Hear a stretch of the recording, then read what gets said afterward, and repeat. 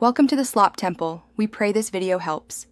You will start by closing Visual Studio Code and saving any open files. This prevents file locks.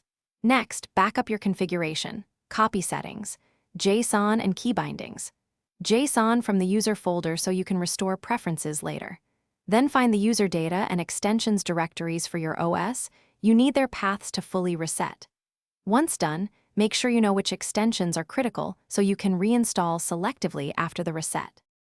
Now you perform the reset. Remove the user data folder to clear window layouts, cache state, and runtime storage. This is why you backed up settings. Then delete the extensions folder to uninstall all extensions and ensure a clean environment.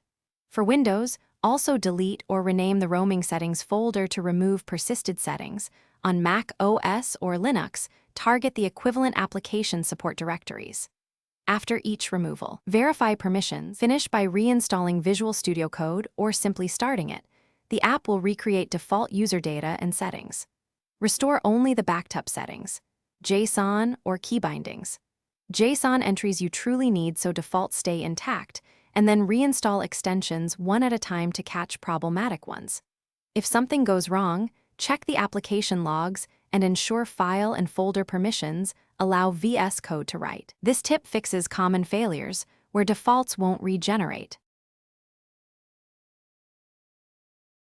Thanks for watching. Consider subscribing if we helped you.